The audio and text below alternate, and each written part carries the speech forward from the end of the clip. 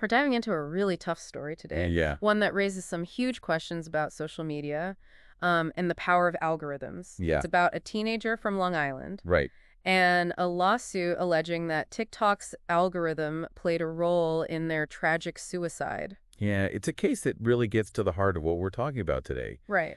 How much responsibility do these platforms bear Yeah. when their recommendations might have real-world consequences, Mm-hmm. especially for vulnerable users? Absolutely. And the family's lawsuit is incredibly disturbing. Yeah, I mean, they're alleging that TikTok went beyond right. just showing the teen content related to suicide. Hmm. They're saying that the platform used location data Oh, wow. to specifically show them content related to suicide by train because they lived near train tracks. That's a huge allegation. Yeah. If true, it would mean that TikTok's algorithm isn't just passively responding to user behavior, Yeah. but actively pushing specific content Mm-hmm. based on very personal information. Yeah.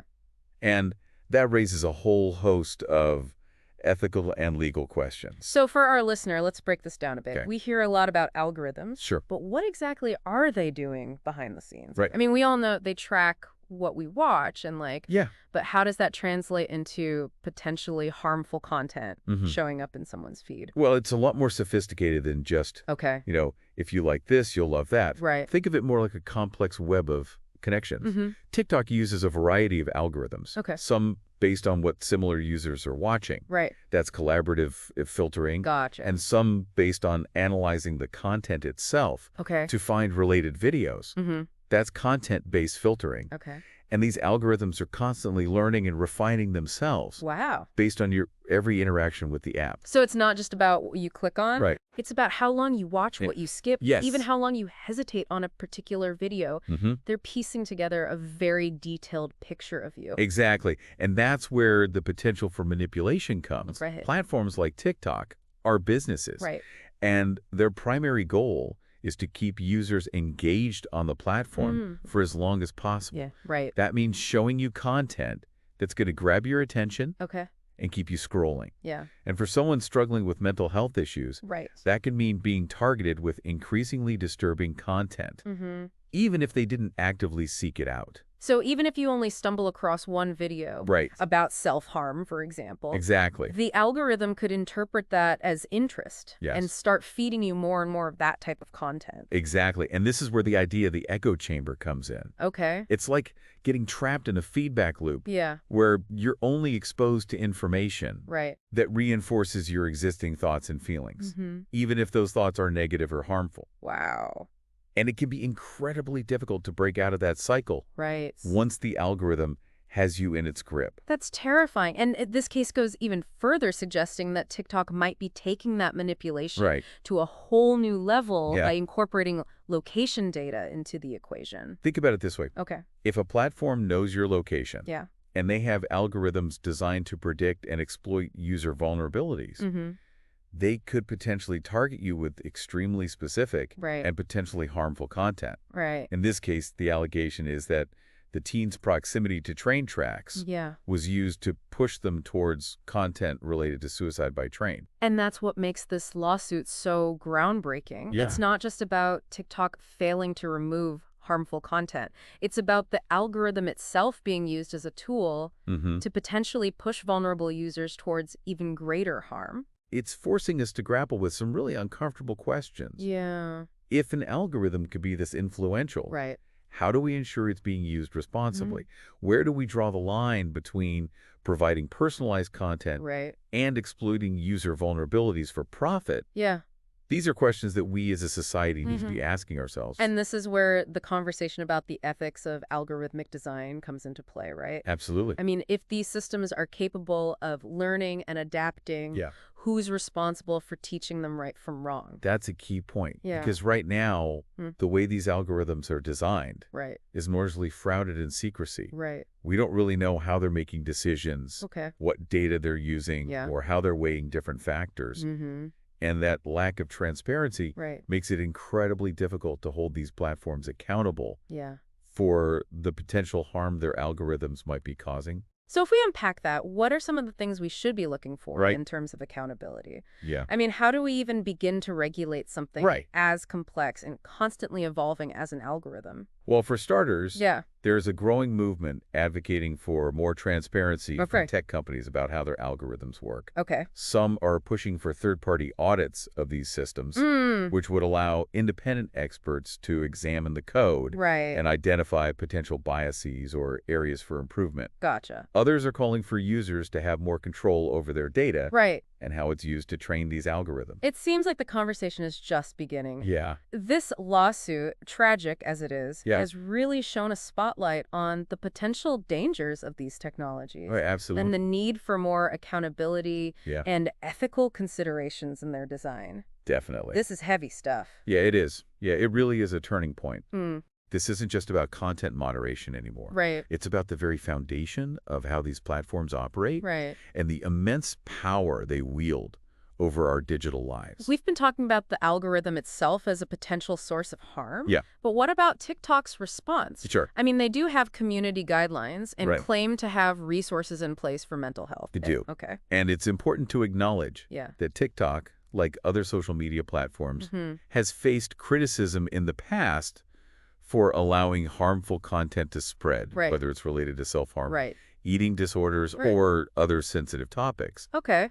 And they responded by implementing policies and features Right. aimed at identifying and removing such content, Okay. as well as providing resources for users who might be struggling.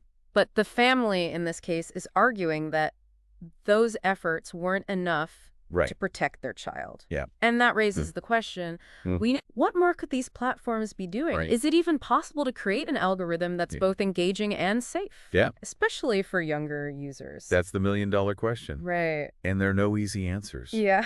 Some experts believe that stricter regulations are needed, Okay. things like age-appropriate design codes Okay. that would limit the type of content children can access, Mm-hmm. or even algorithmic transparency requirements Right. that would force companies to disclose how their systems work and what Yeah. data they're But using. wouldn't that stifle innovation?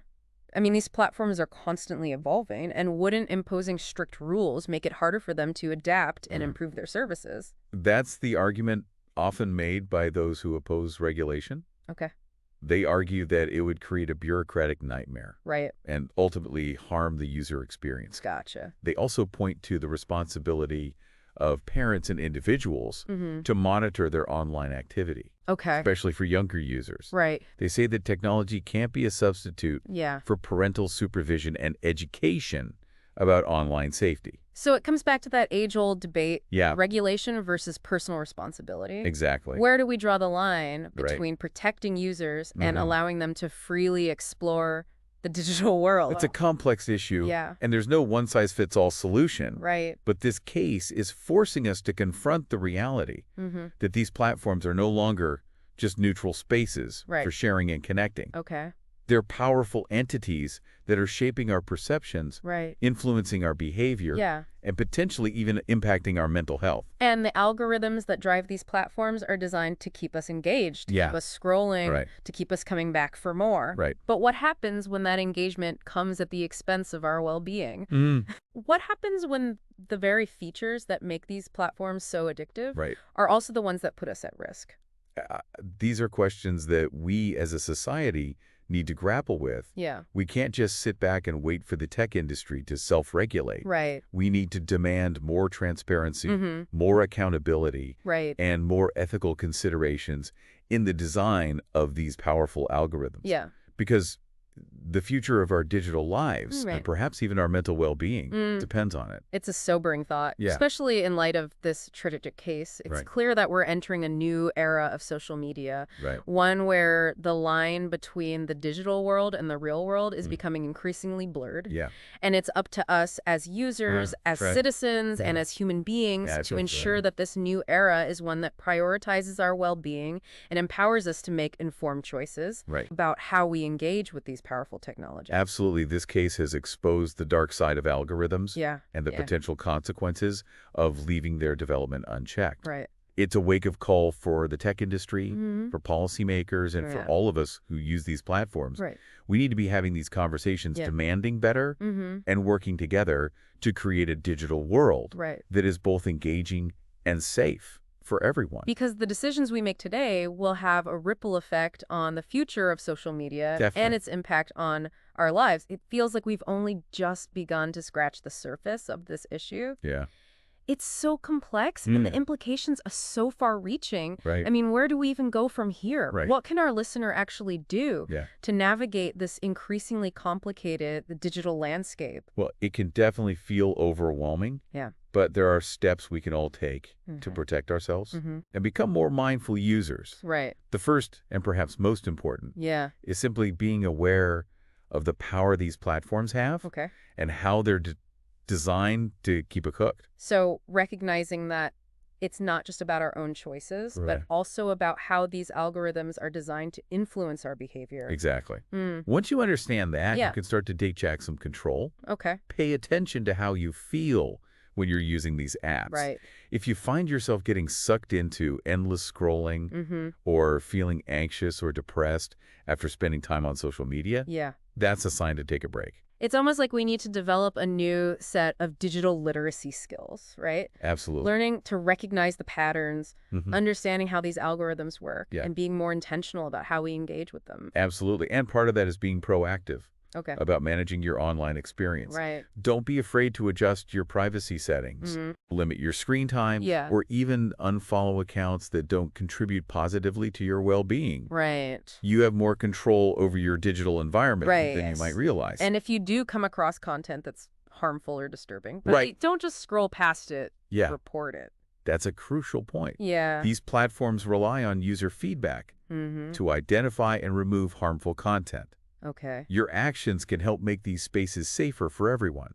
So we have a role to play, Absolutely. not just in protecting ourselves, but in holding these platforms accountable and pushing for change. Exactly. And that change can take many forms. Okay. We can support organizations Yeah. that are advocating for stricter regulations Right. and ethical design principles. Mm-hmm. We can demand more transparency from tech companies about Right. how their algorithms work Right. and what data they're using. Gotcha. And we can have open and honest conversations with our friends and family Yeah. about these issues, Right. raising awareness Mm-hmm. and fostering a more critical and responsible approach to social media. It's about recognizing that this isn't just a tech issue, it's a human issue. Right. And it's one that we need to address collectively. This case, as tragic as it is, Yeah. has served as a powerful reminder Right. of the real-world consequences of unchecked algorithmic power. Absolutely. It's a call to action for all of us Mm-hmm. to step up and demand better, Right. to advocate for change, Yeah. and to work towards a digital future Okay. that prioritizes